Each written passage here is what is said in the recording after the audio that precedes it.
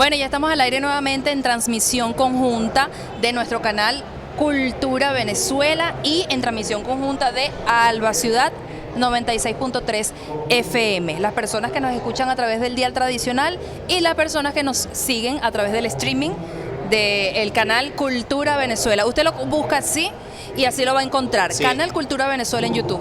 En YouTube. Recuerda también que nos pueden escuchar vía streaming en el canal de Alba Ciudad en www.albaciudad.org. Estamos en la señal en vivo y... Sí, y ahí tengo las redes sociales, las tengo así porque yo una vez, ¿sabes que uno...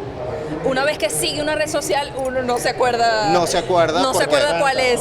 Son muchas. Entonces allí tenemos @albaciudad. En YouTube, Canal Cultura Venezuela, Canal Cultura_VE en Twitter, @canalcultura.ve en Instagram, @guayoyoc. Sí, y Alba Ciudad FM en Instagram. Así también. Es. Y aquí estamos con el maestro José Luis Méndez. Gracias. Bienvenido. Gracias por la invitación a este espacio tan querido, con tanta difusión que tiene y bueno, estamos a la orden. Ustedes pregunten y si yo me sé la respuesta se la hago, si no me la queda de tarea.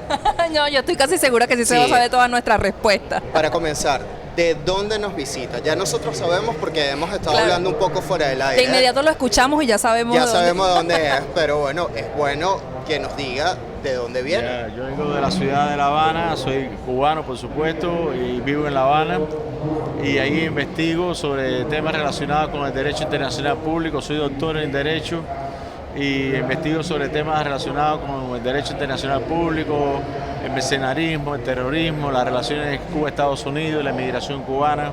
Esa es la temática internacional que yo sigo. Ok, nosotros queremos aprender mucho de usted. Nosotros somos dos comunicadores a los que nos gusta hacer preguntas que la gente que la gente teme en preguntar. O sea, la gente exactamente, que no son usuales y que las personas no... preguntas para no conocedores, pero que quieren conocer, porque ese es el público de nuestro canal Cultura Venezuela. Me gustaría que me dijera cómo hace el investigador profesional en Cuba. ¿Lo estudia antes de ejercer? ¿Cómo es esa carrera? ¿Cómo lo hacen? Bueno, existe en la universidad la carrera de licenciatura en Historia y puede tener el perfil lo mismo de Ciencias Políticas que de Derecho, y bueno, nada, también es la vocación o tal vez sea el interés o el gusto de investigar temas desconocidos. Yo soy miembro de la Unión Nacional de Juristas de Cuba y a su vez soy miembro de la Unión de Historiadores de Cuba. Y bueno, y ahí se dan cursos también para investigar.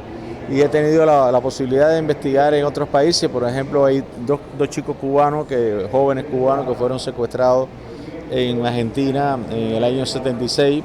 Fueron en el marco de la Operación Cóndor. Fueron detenidos, fueron torturados, fueron asesinados y fueron después colocados en tanques de 55 galones de combustible, a los cuales se le adicionó cemento y cal.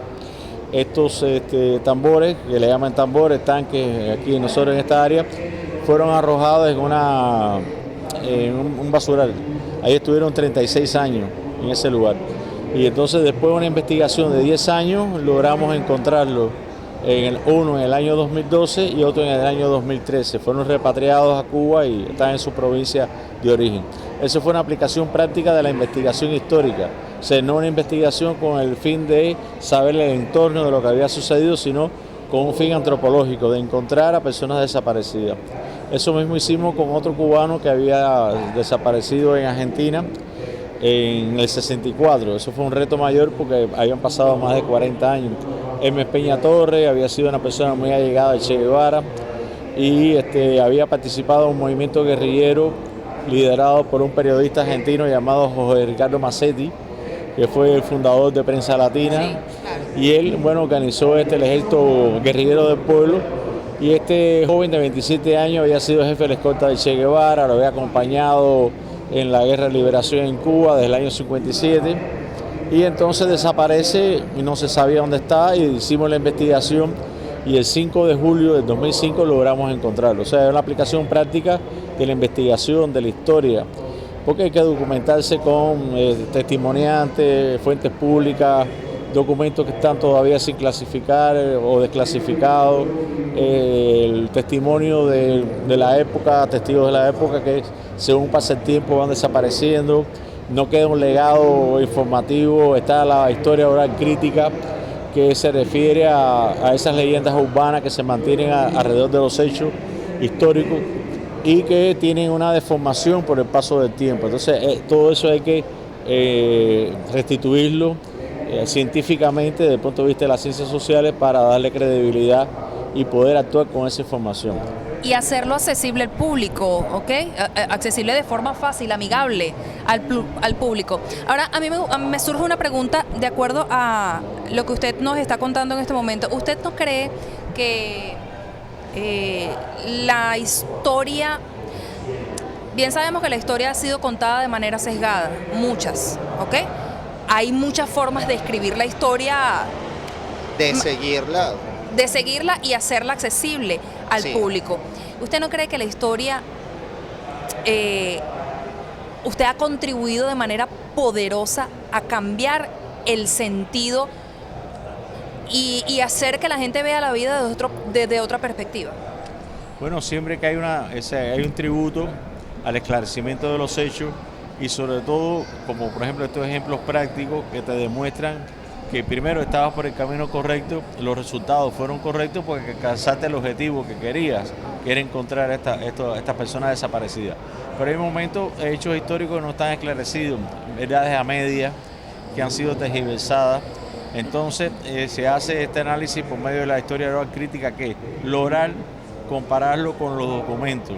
Entonces te dan una idea integral de qué aconteció. O sea, no es, dice, bueno, la historia lo escriben los vencedores o lo escriben, no. Esto es una cosa que está avalada por documentos de la época y por lo tanto le hacen más fiel el resultado. Y claro, por supuesto, se mueve la frontera del conocimiento, de lo que sabías antes, lo que sabes después. Entonces avanza y se va avanzando poco a poco llevando la historia, porque la historia se escribe cotidianamente.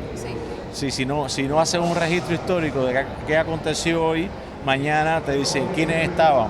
Bueno, usted veía joven, estaba a la izquierda y Daniel estaba a la derecha y yo estaba de otra manera, porque no hay un registro, no se registra eso cotidianamente. Y cuando viene la reconstrucción histórica, vienen entonces estas lagunas, estos baches, y por supuesto, cada granito de arena siempre hay un tributo al mejoramiento del conocimiento de la historia, porque la historia forma parte de la cultura. O sea, eso precisamente son todas las acciones que se hacen ahora para desmontar la historia. O sea, que no creer en lo que fue, no creer en lo que somos y por supuesto no creer en el futuro, porque se va sedimentando esa información. Entonces, yo creo que sí, yo creo que no es que se haya hecho un gran aporte, pero cada historiador aporta en su granito de arena y mueve, como yo te decía, la frontera del conocimiento.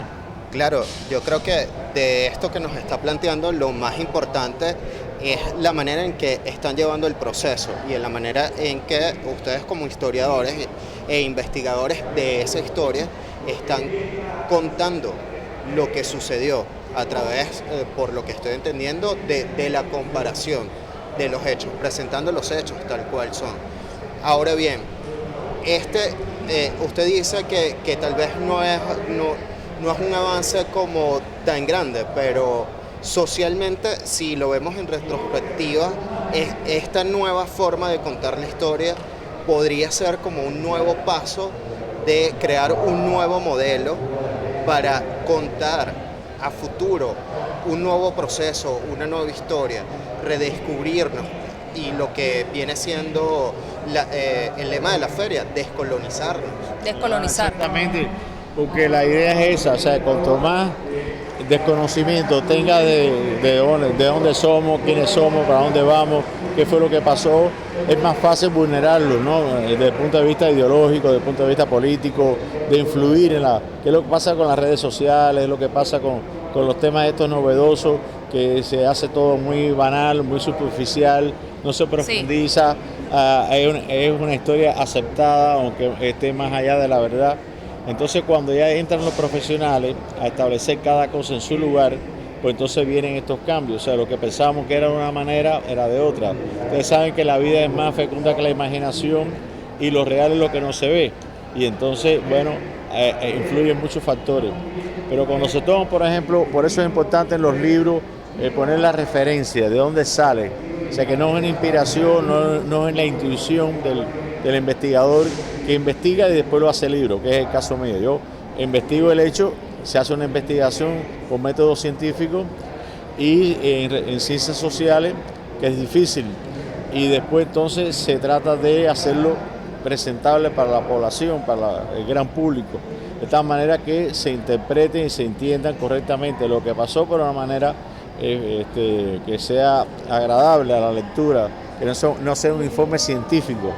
Entonces hay que matizarlo un poco, no ficcionarlo exactamente, porque con apego a la verdad y el apego a la historia debe ceñirte a lo que pasó, pero hacerlo más agradable a la lectura, ¿no? No, y a la verdad esa que se cuenta, o sea, que se investiga, se recopila y se cuenta y queda plasmada, porque si bien es cierto que han intentado callar a los líderes, silenciar a los líderes de 1000 formas diferentes, al Che, bueno, no, dije el Che para nombrar unos, pero no quiero nombrar más porque no, la para mayoría, tener un referente. Para tener un referente, por ejemplo el Che, que lo silenciaron, pero se multiplicó y la verdad sale sencillamente, o sea, porque, no sencillamente, a niveles de sentimiento, de alma, nos quitaron al Che, ¿ok? Violentamente, por decirlo de alguna forma. Bueno, no, esa es la forma, violentamente nos lo quitaron. Claro. Pero luego sale la historia galantemente, ¿ok? Y sale escrita en un libro, se investiga y dicen, bueno, ustedes lo callaron, pero... Claro, es que el proceso de la historia, el proceso histórico, si lo vemos desde un punto de reivindicación sobre los hechos, el trabajo que hace usted y que hacen muchos investigadores en Latinoamérica nos ha permitido de verdad conocer la realidad de los hechos de los momentos históricos. Pero, ¿qué podemos hacer para incentivar a esa nueva generación Sí. que en estos momentos, como aquí en la feria, nos visita, para que contribuya un poco más sobre esto? Claro, porque tienen que ser partícipes de la historia. Claro. La finalidad del historiador es colocar cada pieza de ese gran rompecabezas que es la historia universal y bueno, ya local y hasta que llega al punto de hacerlo muy pequeño. O sea, las investigaciones deben ser estrechas y profundas, o sea, tratar de tomar un tema y llevarlo hasta las últimas consecuencias. Y por otra parte, sabes que no hay nada oculto entre el cielo y la tierra, o sea, siempre todo es secreto hasta un día. Es lo que yo te estaba diciendo, la verdad puede durar 1000 años, Claro. pero la verdad, Y al final la mentira puede durar 1000 años, Claro. pero la verdad la alcanza en un segundo. Cuando la verdad aparece, la mentira se esconde.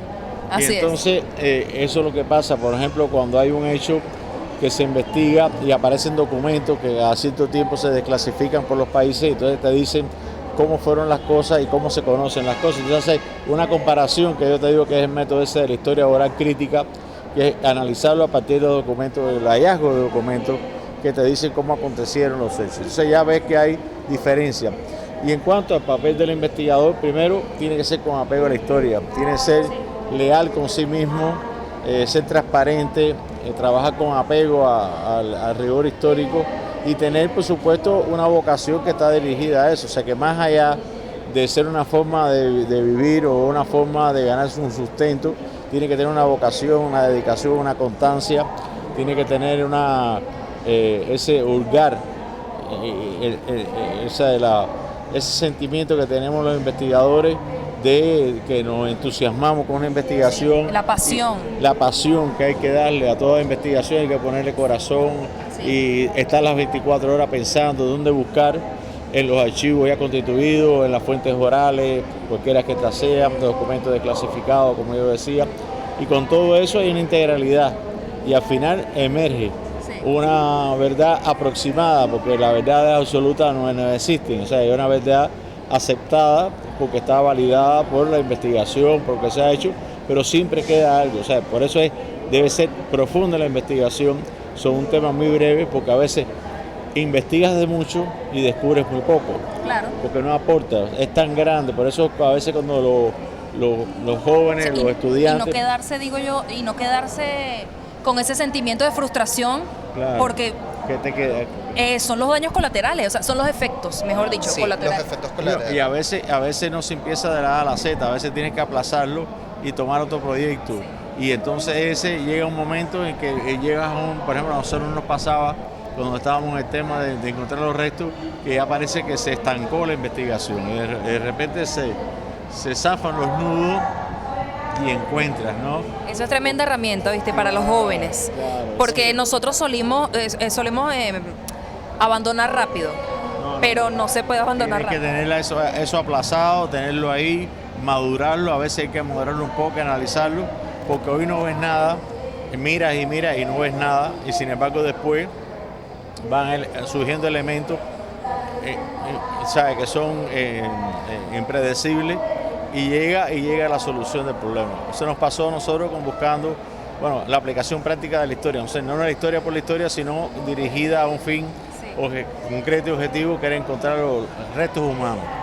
Y entonces la historia era que había pasado esto, que había pasado lo otro, o fulano sabe, o desapareció en el tiempo, que es el caso, por ejemplo, aquí en Venezuela, en el cono sur latinoamericano, en el marco de la Operación Cóndor, se hablaba de los desaparecidos. Sí, sí. Pero hay que saber que en Venezuela, mucho antes de que existiera la Operación Cóndor, durante la década del 60 hay más de 1000 desaparecidos en Venezuela. Eso es un tema aplazado que todavía no se ha podido llegar, y es impostergable pues comenzar a reconstruir esa historia, porque ellos hablaban de que los desaparecidos no, porque es que aquí los cuerpos represivos venezolanos fueron organizados por agentes de la CIA de origen cubano. El más visibilización tuvo fue por Luis Posada Carriles, pero estaba presente. Ellos estuvieron en la DIGEPOL, crearon la DICIP, crearon la DIN, estuvieron presentes durante toda la Dirección de Inteligencia Militar, durante todo ese periodo de la década del 60, estuvieron participando y incorporaron los medios y métodos conocidos y aprendidos en la Escuela de las Américas. Torturar, no sé qué. Hay documentales sobre eso aquí en Venezuela, de que, por ejemplo, los cuerpos flotaban. Entonces estaba bien asesinado, está bien muerto, pero mal asesinado. ¿Cómo? Tenían que haberlo abierto para sacar las vísceras y que entonces después no reflotaran. Entonces hubo un hallazgo de esos desaparecidos. Pero hay muchos casos de desaparecidos que, son tantas cosas tan importantes que hacer acá en Venezuela durante la Revolución Bolivariana, que eso como que está ahí presente, no está olvidado, pero todas las cosas hay que llevarlas en su momento. Pero sí, ustedes tienen ese grupo de agentes de la CIA de origen cubano que establecieron eso y que participaron en la represión. Ellos inculcaron el tema de los desaparecidos, porque el desaparecido no está ni muerto ni vivo, está desaparecido. Y eso, tienes el luto, y con el luto lo lloras, haces venganza, lo que tú quieras, pero chao. No, cuando está desaparecido, neutraliza a los amigos, a los familiares, porque piensa siempre en la esperanza de que va a aparecer con vida ese desaparecido. Entonces te inhibe, o sea, no haces nada para evitar que eso pueda agravar la situación que tiene el desaparecido. Sí, es una tecnología en que participaron la escuela sudafricana, la escuela norteamericana, la escuela francesa. La experiencia de los franceses en Indochina y la experiencia de ellos en Argelia y en otras colonias francesas. La experiencia de los sudafricanos, en toda Sudáfrica, asesorando a los cuerpos represivos de Argentina, y la escuela también norteamericana con la Escuela de las Américas. La mayor parte de los oficiales en aquella época se formaban en la Escuela de las Américas y aprendían métodos novedosos en constante movimiento de cómo torturar, sacar información sin que la persona muera, porque muerto no sirve, o sea, no da nada. Entonces eso es importante que ustedes, los jóvenes venezolanos, conozcan que ya mucho antes que existiera la figura del desaparecido en América Latina, ya aquí en la década del 60 se había incursionado en eso, y hay muchos todavía desaparecidos por encontrar aquí en Venezuela. Nosotros, Daniel y yo, estamos así. Sí. Porque nosotros O sea, somos un bochinche completo, pero viste que si Pero- hay una persona que nos puede controlar, nos puede enseriar. nos sobre puede todo porque enseriar. nos interesa mucho. Sí, sí, sí, sí. Sería Es que no es nosotros- serie, sino sería No, es que nosotros- disciplinarlo. Exacto, O sea, disciplinarlo. disciplinarnos. Ya, Sobre todo con este tema. Sí. Teniendo muchos amigos del cine, muchos amigos documentalistas Sí. que llevan mucho tiempo Me diga que te acerques un pelo el micrófono. Ajá. investigando, sobre todo durante todo este tiempo, esto de los desaparecidos y sobre todo los desaparecidos en ese inicio de lo que se llamó democracia, que sabemos que hemos descubierto a través de estos años de revolución en Venezuela, la cantidad de cosas que pasaron, y escuchar esto que nos está diciendo en estos momentos Hemos despertado. es como una reconfirmación de lo que estábamos hablando, porque no es solamente un hecho de Venezuela, es un hecho latinoamericano y sobre todo mundial, de cómo el hegemón ha afectado a través de células, porque no hay otra forma de decirlo. Claro, Son porque como las bacterias, venas de América Latina se continúan abiertas. continúan abiertas. Son como, Así lo dijo Galeano. son como bacterias que llegan a un sitio, se reproducen, y por más que tú le estés aplicando antibióticos, siguen allí. Sí. O sea, es la única forma de hacerlo. Y mutan. Y mutan. Sí, la única forma es lo que usted dice: investigar, conocer Sí. y seguir, o sea, despertar hacia la verdad. Y la verdad solamente te lo pueden dar los hechos. Sí. Claro, sí. Y es importante eso, lo que decía, la pasión que hay que ponerle a las investigaciones, es estar las 24 horas pensando. Esto no es una fábrica donde entra a las 8 de la noche y termina a las 5 de la tarde y chao, te vas para la casa y es otra cosa. No, vives constantemente en cualquier cosa, una fuente pública que dijo algo, la asocias con lo que estás haciendo, porque tú no tienes dominio total y completo de las fuentes universales de la información. Hay nicho, está internet muy viciada, muy contaminada, poco creíble, pero hay todo documento atesorado, porque nosotros estamos ahora, pero antes de nosotros los antecesores, los que nos precedieron, pues por supuesto también hicieron investigaciones y establecieron verdades que se son asumidas como verdades absolutas. Y entonces te metes a retar eso, o sea, a demostrar que eso que se ha registrado históricamente como un hecho, como algo ciencia constituida, diría yo, entonces tú llegas y rompes en eso, y hay resistencia al cambio, y tienes que demostrar eso. Por eso los libros siempre deben tener las referencias de donde tú sacas la información. Si la tomaste de otra persona, referenciarla. Si la encontraste, si es testimonio vivo, porque a mí me lo contaron, yo estaba ahí. Entonces tú eres testimoniante y te conviertes en fuente de esa información y la vas aportando. Y con todos esos pedacitos y esas piezas, tú amas el gran rompecabezas. Entonces te queda una pieza, te queda otra, y entonces tienes que ir ahí a profundizar para completarla totalmente. Y al final, bueno, nada, felices y contentos, tienes un resultado. Sí. Pero a veces llega, o sea, a ese momento que se tranca el dominó, como decimos nosotros, o sea, que no hay por dónde seguir, donde hay esa madeja y va sacando hilito y no se desenreda. Se tranca el juego, sí. Se tranca el juego, ¿no? Sí. O parece trancarse. Parece trancarse momentáneamente y de Sí. repente se hace la luz y entonces empiezan a fluir los acontecimientos totalmente. Ahora, ya que nosotros dos estamos así, y la gente que nos está viendo también está así, aproveche este momento para decirle a todas esas personas qué viene a hacer usted para acá, Ya. qué está haciendo, ¿Qué está y haciendo aquí? que cuando la gente venga a la Feria del Libro, en la Galería de Arte Nacional, qué se va a encontrar y qué es lo que tiene que buscar. Bueno, hay varios editoriales, está la editorial Acercando unas Ediciones Argentina, que ha publicado de los libros que traje, y está el stand de Cuba, que está frente al stand de Venezuela.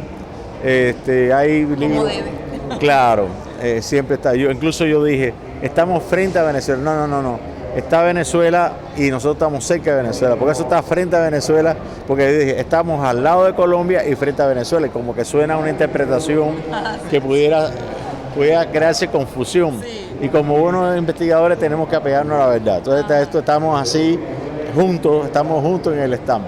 Bueno, entonces en ese van a encontrar Venezuela y la contrarrevolución cubana, que es un registro histórico desde el año 59 hasta el 2018, de primero cómo comienzan las relaciones entre los cubanos y los venezolanos, una gran hermandad, generales cubanos combatieron con Bolívar, generales de Bolívar combatieron en la guerra de independencia de Cuba. Después fue avanzando, los revolucionarios de la guerra de liberación se refugiaron en Venezuela, después vinieron los contrarrevolucionarios, estuvieron actuando desde Venezuela contra Cuba, terroristas, se asentaron organizaciones contrarrevolucionarias, etc. El libro tiene tres partes, no lo voy a contar totalmente porque si no, no lo pueden disfrutar.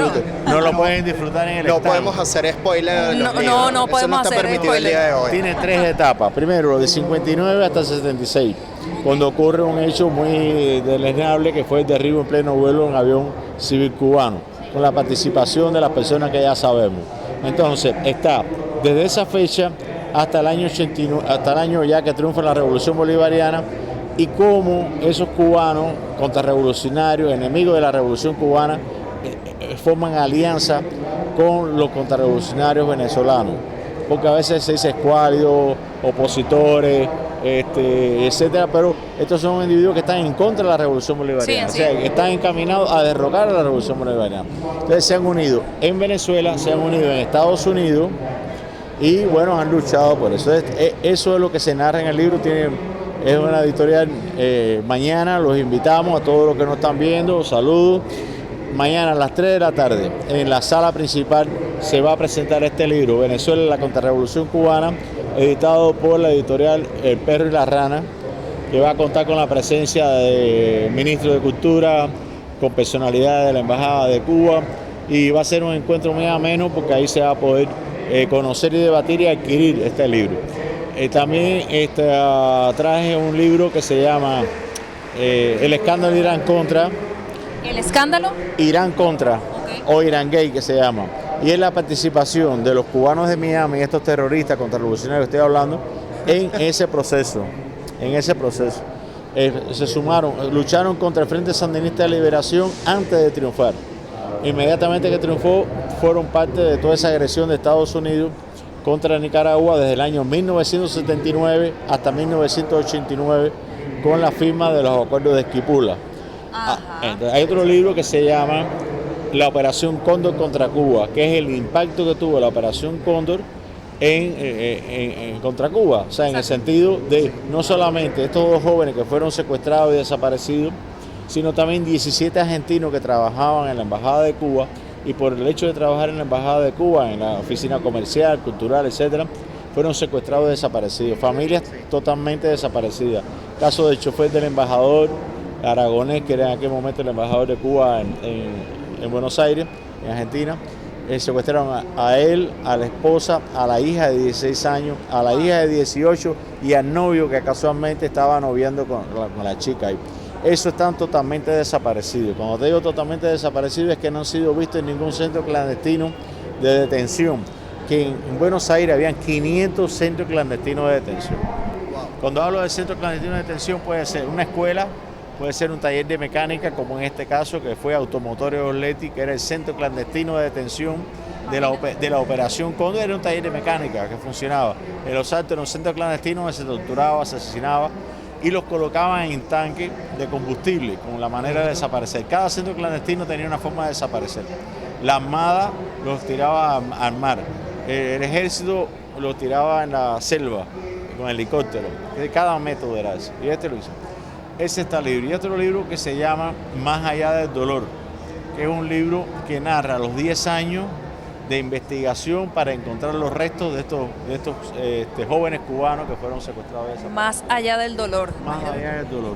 Y otro libro que entonces también se llama Mercenarios en África, que es la presencia de estos terroristas asentados en Miami entre 1961 y 1991, porque ellos participaron inmediatamente que se produce el proceso de descolonización. Sí. Ellos intervienen, todos los que participaron en la fracasada invasión de Playa Girón son contratados como mercenarios. ¿Por qué? La teoría es, yo lo he hecho en Centroamérica, lo he hecho en el Cono Sur latinoamericano, lo he investigado en Vietnam, lo he investigado en Centroamérica, porque es el carácter mercenario de esos contrarrevolucionarios que han luchado y se han puesto al servicio de una potencia extranjera en contra de su país de origen. Sí, y ha mediado el dinero, que es lo que califica el carácter mercenario. Pero además han sido empleados por Estados Unidos en diferentes escenarios donde ellos han tenido intereses. La filosofía es que vamos a combatir al comunismo en cualquier lugar y después derrocamos a Cuba. Por eso estuvieron en Vietnam, estuvieron en el Congo, estuvieron en Centroamérica, estuvieron en el Cono Sur. O sea que son fuentes de mercenarismo. Esa es la línea de investigación. Hay 4 libros sobre eso. Y entonces en el tema de la Operación Cóndor está bajo las alas del Cóndor, que es el nexo de esos terroristas con la Operación Cóndor, fueron sicarios de la Operación Cóndor. Sí. Por ejemplo, te puedo citar el caso del asesinato de Orlando Letelier, que precisamente cuando lo asesinan es traído a Venezuela, porque era queridísimo del pueblo venezolano, y de Carlos Andrés Pérez, que en aquel momento era presidente de Venezuela, y es traído su cadáver, lo asesinan en Estados Unidos el 21 de septiembre de 1976. Y ahí participan 2 cubanos, Vigilio Paz Romero y José Dionisio Suárez Esquivel, y un agente de la CIA llamado Michael Townley. Michael Townley prepara, o sea, los cubanos preparan la bomba, Michael Townley la coloca y le dan la orden a José Dionisio Suárez Esquivel de asesinarlo. Esto fue un sábado y el lunes lo iban a asesinar. Entonces dice Suárez Esquivel, yo no tengo problema, yo lo mato, pero yo no puedo matarlo el lunes, porque el lunes yo tengo trabajo en Miami. Si quiere lo mato el martes. Y el martes subió y lo mató, activó, para que ustedes vean de qué estamos hablando, ¿no? Y entonces se narra en ese libro de Mercenarios en África como un ejemplo de cómo el imperialismo lo utilizó durante la presencia de Che Guevara en el Congo y después en Angola. ¿Sabe qué son los libros? Son 6 libros. Está en el stand de Cuba y también está en el stand de la editorial argentina Acercándonos Ediciones. Bueno, ya sabes, 6 libros. 6 Hay libros que tener el cuero duro, ¿eh? Sí, claro. Y que es una joya de la investigación sobre los procesos de desaparición en Latinoamérica. Claro. Sí, así mañana sí o sí, el que pueda que haga la cobertura de esa presentación que se va a hacer en la sala principal a las 3 de la tarde. Bueno, o sea, ya saben, mañana en la sala principal a las 3 de la tarde. Los muchachos me indican, ¿tenemos tiempo? ¿Seguimos teniendo tiempo? ¿Seguimos teniendo tiempo o...? Ajá, tenemos tiempo. Ellos nos hacen señas, todos nos hacen, me hacen señas a mí. Sí, en realidad no los estoy viendo. Nos quedan 5 minutos, ya nos hicieron la seña de que nos quedan 5 minutos. Te voy a contar, ya que quedan 5 minutos. Claro, vamos a aprovechar esos 5 minutos. Vamos a aprovechar ese tiempo que con gran placer aceptamos de nuestro querido coordinador para hablarles de qué estamos haciendo. Ajá. Estamos en la línea de, hay un libro que se llama Mercenarios, precisamente, que trata sobre la incorporación de esos contrarrevolucionarios cubanos a las Fuerzas Armadas de Estados Unidos para organizar una invasión contra Cuba. Esto fue en el mes de octubre del año 62 y duró hasta el año 65, previo a la crisis de los misiles, de los cohetes, como se quiera llamar, la crisis de octubre. Era crear las unidades cubanas del ejército norteamericano, o sea, parecido al Batallón Azul de la Segunda Guerra Mundial, que era para utilizarlo como carne de cañón, era lo que era la avanzada. Esos hombres fueron entrenados por el ejército norteamericano y cuando ya cesó ese proyecto de la invasión después de la crisis de octubre, entonces seleccionaron a 206 de los más ideológicamente identificados con el imperio, los más sagaces, los más astutos, los más obedientes, los más todo, y los llevan entonces a Fort Benning a entrenarse en acciones de contrainsurgencia. De esas acciones de contrainsurgencia, de ese curso, es que vienen esos agentes de la CIA que vinieron a Venezuela a organizar los servicios, porque por ejemplo le dijeron a Rafael Caldera que la DIGEPOL no estaba preparada para enfrentar lo que estaba sucediendo en Venezuela en aquel momento y que había que hacer algo más sofisticado. Y vino Rivas Vázquez, los hermanos Vázquez Blanco, Luis Posada Carriles, vinieron un grupo a organizar eso. Estuvieron también en Bolivia, asesinaron a Che Guevara, Félix Rodríguez Mendigutía, que estuvo asesorando también a los Sinchi en Perú, que estuvo asesorando también a los argentinos, el gobierno de la NUCI en el 72. O sea, fueron hombres que fueron dedicados a acciones de contrainsurgencia. Sí. Eso lo dirigió Robert Kennedy, que era el secretario de Justicia en aquel momento. Se organizó todo ese plan de contrainsurgencia para eliminar todas las fuerzas llamadas por ellos insurgentes. Y también ese se llama Mercenario. Está el libro Contrainsurgencia, que es el destino de estos terroristas por toda América Latina y acciones que se hicieron en otros países. Y el otro libro es un homenaje a este chico, Hermes Peña Torres, que ya le decía era el segundo, era el jefe de la escolta de Che Guevara, y que merece un reconocimiento, es una deuda histórica de que se conozca el legado, de que los jóvenes conozcan el legado de ese chico muy humilde que se integró a la lucha revolucionaria en Cuba a la edad de 17 años y bueno, y murió 10 años después en Argentina. Así que eso es lo que estamos haciendo ahora.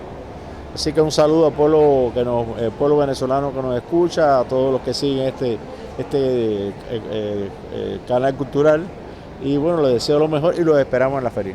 Y bueno, los esperamos en la feria, los esperamos en el stand de Cuba. Gracias, nos están haciendo ya señas también. Sí, y de verdad, gracias. Aprovechamos muy bien estos 5 minutos. Por todo esta charla y este masterclass. Esta masterclass que tuvimos estos 25 minutos. Sí. Bueno, yo de aquí no salgo siendo la misma. No, yo igual. Bueno, gracias a ustedes por invitarme. Bueno, los escuchamos a través de Alba Ciudad 96.3 FM. Aquí, déjame voltearlo. Sí, Alba Ciudad aquí 96. Y nos vemos a través del canal Cultura. Mira, ¿dónde está mi chuleta? Para las personas que están fuera del cultural. país. Sí, para las personas que... Ajá, nos quedamos bien. Siempre para las llega un personas momento. que están fuera del país, chuleta es como nuestro instructivo de ¿cómo le decimos? Es que estamos tan acostumbrados a decirle chuleta. Es que nosotros le decimos manopronter. La mano. En vez de teleprompter es un manopronter. Exactamente, la manopronter. Ahí la tienes. Alba Ciudad, @Alba Ciudad, ¿ok? En el YouTube, Canal Cultura Venezuela. Usted coloca Canal Cultura Venezuela y lo va a encontrar. @canalcultura_be en Twitter, @canalcultura.be en Instagram, @guayoyo, los dije todos bien. ¿Cómo no? Sí. Allá está el jefe, detrás de la cámara está el jefe Guayoyo, viéndome con mirada acusadora. Yo sé en Instagram. Que lo repita, que no lo entendí. Que lo repita, que no, estoy segura que sí. ¿Estamos fuera del aire? Sí, ya estamos a punto Sí. de culminar este primer segmento y nos vemos en un momento. Chao. Sí, hasta luego. Ya estamos fuera.